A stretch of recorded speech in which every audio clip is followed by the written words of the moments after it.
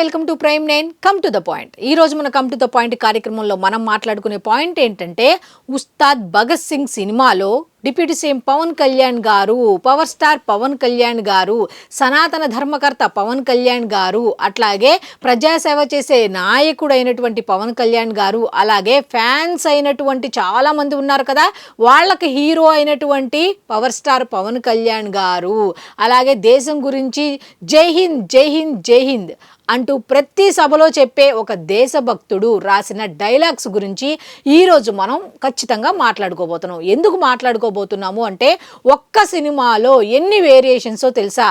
Glass means పార్టీకి కొన్ని dialogues, అలాగే ప్రజలకు కొన్ని డైలాగ్స్, అలాగే ఫ్యాన్స్కి కొన్ని డైలాగ్స్, దేశభక్తికి సంబంధించి కొన్ని డైలాగ్స్, అట్లాగే ప్రత్యర్థులకైతే స్పెషల్ కోటాలో డైలాగ్స్ రాశారట. అసలు ఆ డైలాగ్స్ ఏమిటి అనేది కనుక మనం ఒకసారి చూసుకుంటే, ప్రజాసేవ అనే దాంతో స్టార్ట్ చేశారు, లాస్ట్లో ప్రత్యర్థులతో ఎండ్ చేశారు.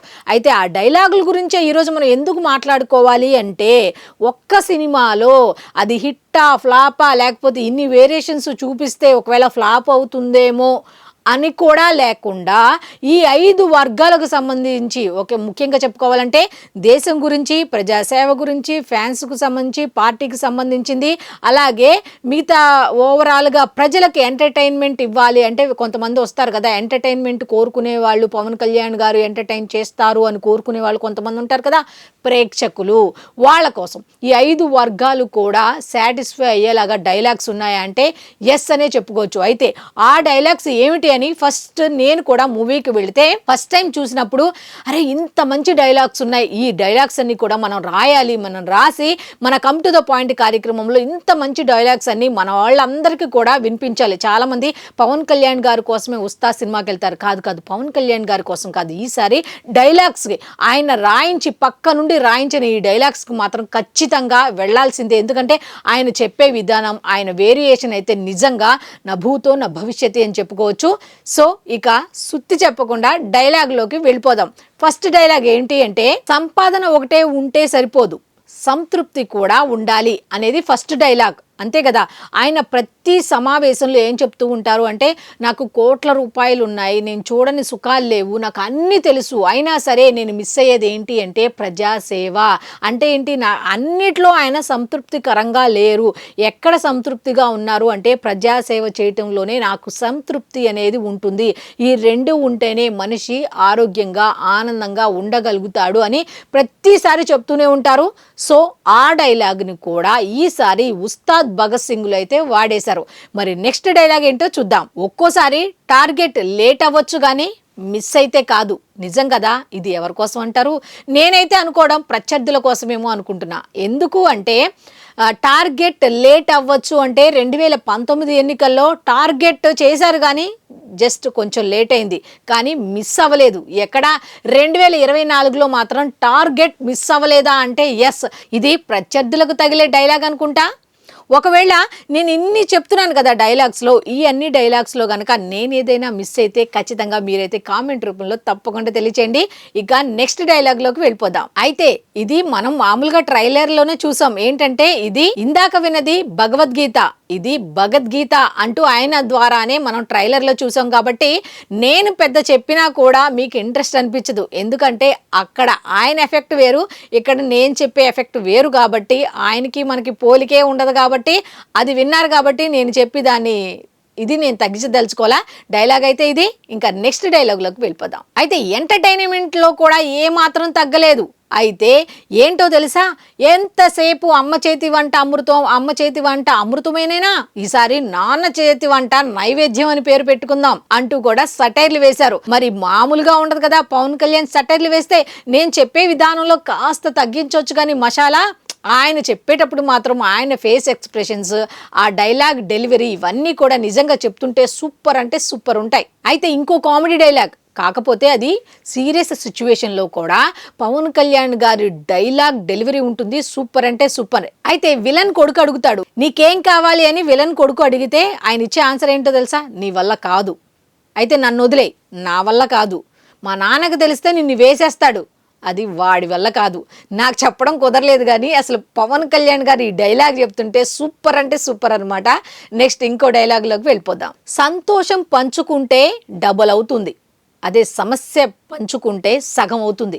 నిజంగా ఇది ప్రజాసేవకు సంబంధించిందిగా నేనైతే అనుకుంటున్నా. ఎందుకు అంటే ఇప్పుడు ప్రజల దగ్గర సమస్యలు ఉన్నాయి, సమస్యని సమస్యగానే అలాగే ఉంచేసాం అనుకోండి, సమస్యలు పేరుకుపోతాయి. ఇప్పుడు ఎన్ని రకాల సమస్యలు ఆయన సగం సగం చేసుకుంటూ వచ్చారండి. ఆయన దృష్టికి వెళ్ళిన ప్రతి సమస్యను కూడా పూర్తిగా నిర్మూలించేశారు. అంటే సగం సగం ఎందుకు అంటున్నానంటే కొన్ని పనులు, ఆయన దృష్టికి వెళ్ళిన పనులు ఇప్పుడు సగం సగంలో ఉన్నాయి. అంటే ఏంటి, ఒక సమస్య పరిష్కారం అవ్వాలంటే స్టార్టింగ్ ఉండాలి కదా, దాన్ని మొదలు పెడుతున్నారు, సగానికి వస్తుంది, కంప్లీట్గా అది సమస్య అనేది పరిష్కారం అవుతుంది. కాబట్టి సమస్య అనేది సగం అవ్వాలి అంటే మనం పంచుకోవాలి అని. అలాగే సంతోషం కూడా, నాకు ఇంత డబ్బు వచ్చింది, ఈ డబ్బు తీసుకెళ్ళి నేను ప్రజలకు పెడుతున్నా అంటే ఆ సంతోషం ఎంత బాగుంటుంది చెప్పండి. ఆయన చెప్పిన ప్రతి డైలాగులో కూడా నిజంగా ప్రజాసేవ కనిపిస్తుందా, ఇంత ఆప్యాయతగా ఉంటాయా డైలాగులు కూడా అన్నట్టుగా ఉన్నాయి. అసలు ఏ సినిమాలో అయినా సోషల్ మీడియా గురించి ఎక్కడైనా చెప్పారా? సోషల్ మీడియా గురించి ఎంత బాగా చెప్పారండి. హీరోయిన్ రాశి ఖన్నాతో చెప్తారు ఏమని, ఎవడు పడితే వాడు మన జీవితానికి లైకులు కొట్టుకోకూడదు, మన జీవితానికి మనమే లైకులు కొట్టుకోవాలి, ఫోన్ మన చేతిలో ఉండాలి, మనం ఫోన్ చేతిలో ఉండకూడదని ఎవరైనా ఏ సినిమాలో అయినా చెప్పారండి? ఎంతసేపు తొడగొట్టడాలు, సుమోలు ఎగిరిపోవటాలు ఇయే తప్ప ఇటువంటి దేశానికి ఉపయోగపడే, యువతకు ఉపయోగపడే, ప్రజాసేవకు ఉపయోగపడే డైలాగ్స్ ఎవరైనా చెప్పారండి? మరి ఆ డైలాగ్స్ చెప్పాలన్నా కూడా కాస్త దమ్ అనేది ఉండాలి కదా. అయితే ఒక సందర్భంలో అయితే ఆయన టీ గ్లాస్ కూడా తీసుకొచ్చారు, టీ తాగుతూ దాన్ని ఎంత హైలైట్ చేశారంటే పార్టీకి ఎంత వాల్యూ ఇస్తారు. ఏదో గెలిచాములే, ఏదో గ్లాస్ గుర్తుతో గెలిచాములే, ఏదో జనసేన పార్టీలే అని మిగతా పార్టీ వాళ్ళు ఏదో పార్టీ అన్నట్టుగా ఎలా తక్కువగా చేసుకుంటారో అలా తక్కువ చేసుకోలా. సినిమాలో కూడా ఆ గ్లాస్ పట్టుకొని దాంట్లో టీ తాగుతూ ఎంత ఇంపార్టెన్స్ ఇచ్చారు దానికి అంటే నిజంగా సూపర్ అంటే సూపర్ అని చెప్పుకోవచ్చు. అయితే ఇక్కడ సనాతన ధర్మానికి సంబంధించి కూడా అని చెప్పాను కదా, ధర్మానికి సంబంధించి అని కూడా చెప్పాను కదా. గుడి దగ్గర అసలు నువ్వు ఎవరు అని అడిగేసరికి ఆల్రెడీ మన అందరికి తెలిసిన డైలాగ్ ఏమిటి అంటే, ఇరగదీసే నక్షత్రం ఇచ్చి పడేసే గోత్రం. ఇది ఆల్రెడీ ఆయన నోట్లోంచే మనం ట్రైలర్లో విన్నాం కాబట్టి నేను పదే పదే చెప్పి దాని విలువ నేను తగ్గించను. అయితే ఇంకొక డైలాగ్ కూడా ఉంది అక్కడ. ఏమిటి అంటే, అసలు నువ్వు ఎవరు అని చెప్పి ఒక రౌడీ అడిగితే దానికి పవన్ కళ్యాణ్ గారు ఏం చెప్పారో తెలుసా? భగవంతుడికి భక్తుడికి మధ్య అనుసంధానకర్తను నేను అని చెప్పాడు. ఇంతటితో ఆగాడా? ఇంతటితో ఆగల.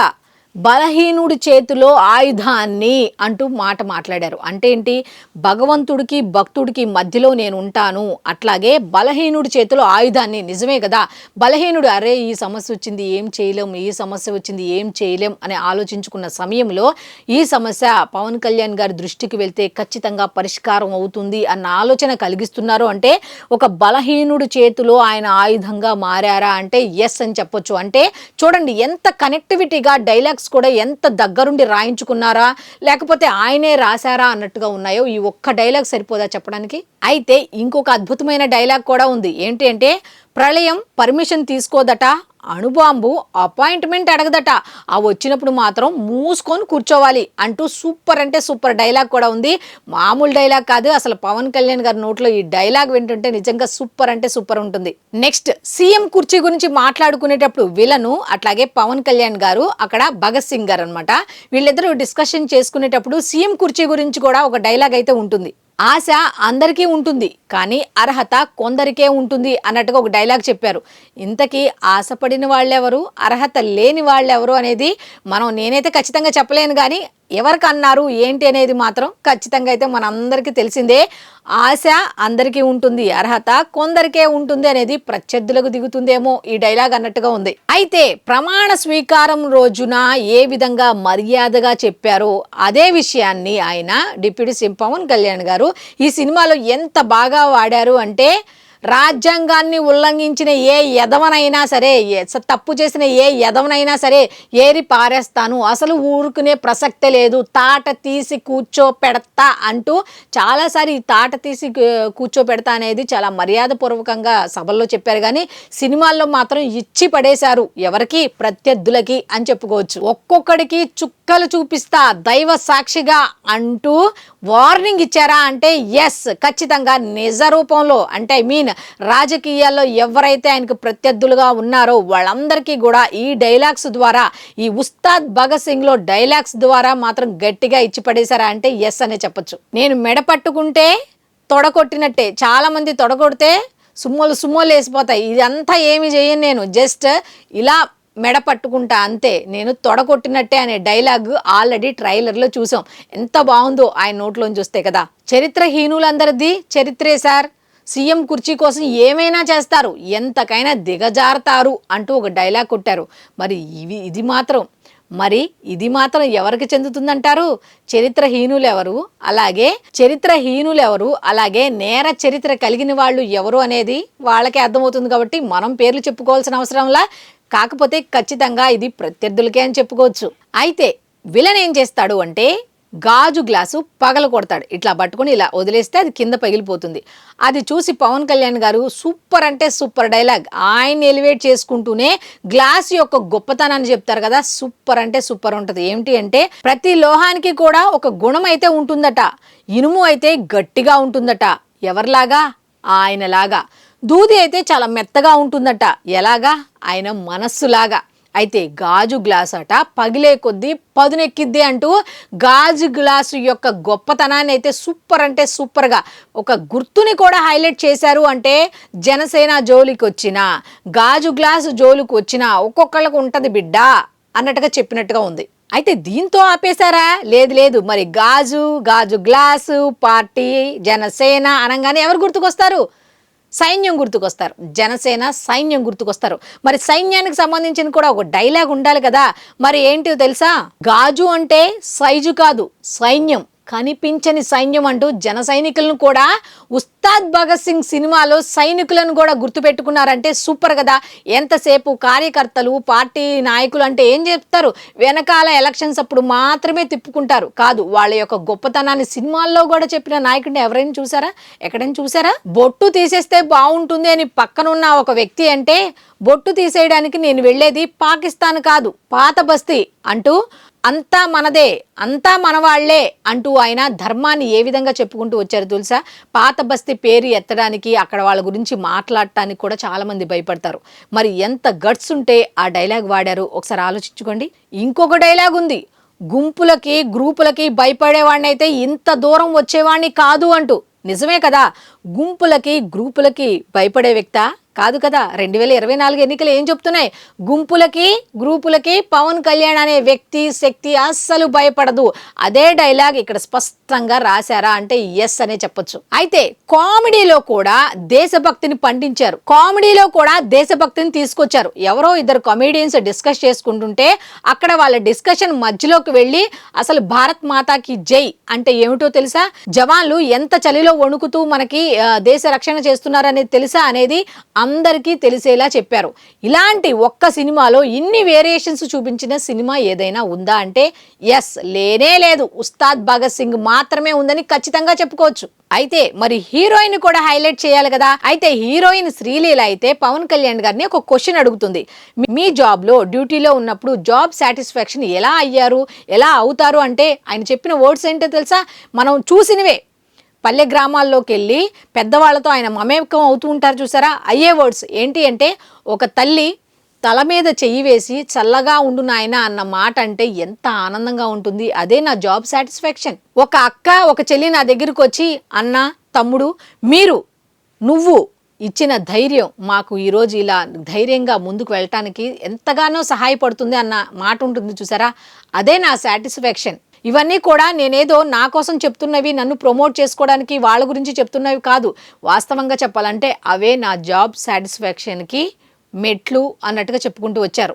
అయితే ఈ విషయంలో భగవంతుడిని కూడా తీసుకొస్తారు. ఏ విధంగా? భగవంతుడు ప్రజలకు సేవ చేసే అదృష్టాన్ని నాకు ఇచ్చారు అంటూ ప్రజల్ని, భగవంతుడిని ఒక దగ్గర తీసుకొచ్చి డైలాగ్ అయితే రాయించడం జరిగిందట. ఇంతటితో ఆపేస్తారా? ఆస్తులు అందరూ పోగేసుకుంటారు, ఆశయాల కోసం పోరాడే వాళ్ళు కొందరే ఉంటారండి. అలాంటి ఉద్దేశంతో నేను పనిచేయాలనుకుంటున్నాను అని శ్రీలీలకు చెప్తారు. చూసారా, నిజంగా ఆశయాల కోసం పనిచేసే వాళ్ళు కొందరే ఉంటారు, నిజం.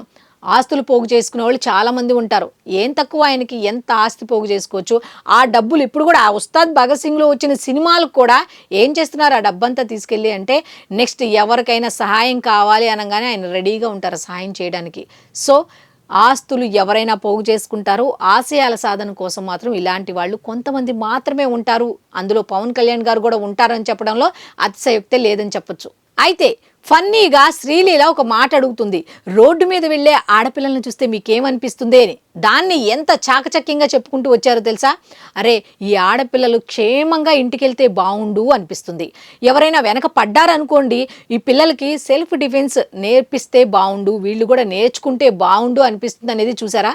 ఇలాంటి విషయాల్లో కూడా, కామెడీలో కూడా ఒక మంచి టాపిక్ని తీసుకొచ్చారు. ఇలాంటి డైలాగ్స్ ఎక్కడైనా ఉన్నాయా? ఉస్తాద్ భగత్ సింగ్లో తప్ప ఇంకెక్కడైనా ఉన్నాయా? ఆడపిల్లలకి సెల్ఫ్ డిఫెన్స్ అనేది ఎంత ఇంపార్టెంట్ అనే దాని మీద ఒక్క డైలాగ్ అయినా ఇప్పటిదాకా ఉన్న సినిమా ఏదైనా ఉందా? ఇన్ని రకాల వేరియేషన్స్ ఉన్న సినిమా ఏదైనా ఉందా అంటే ఖచ్చితంగా లేదనే చెప్పొచ్చు.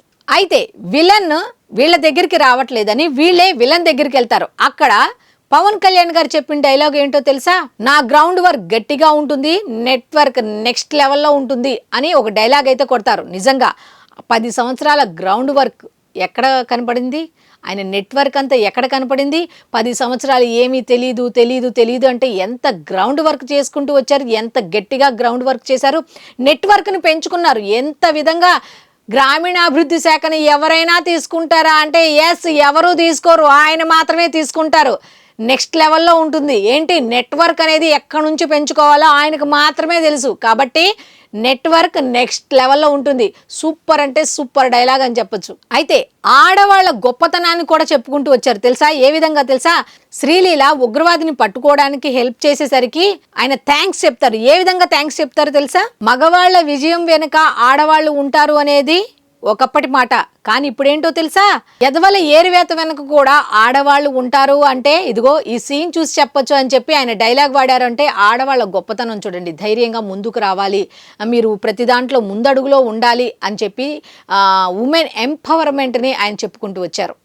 ఆడవాళ్ళ యొక్క గొప్పతనాన్ని తెలియజేసుకుంటూ వచ్చారు. అయితే పిఠాపురంలో ఎప్పుడైతే గెలిచారో ఒక స్లోగన్ బయటకు వచ్చింది, పిఠాపురం ఎమ్మెల్యే గారి తాలూకా అని. ఇప్పుడు ఈ సినిమాలో వాడింది ఏంటో తెలుసా? భగత్ సింగ్ గారి తాలూకా. అయితే ఇంకో సూపర్ డైలాగ్ ఉందబ్బా ఫ్యాన్స్కి. ఏమిటి అంటే, నిన్ను ఇష్టపడే వాళ్ళని చంపేస్తాను అని చెప్పి విలన్ బెదిరిస్తే పవన్ కళ్యాణ్ చెప్పిన డైలాగ్ ఏంటో తెలుసా? నన్ను ఇష్టపడే వాళ్ళని చంపేస్తారా?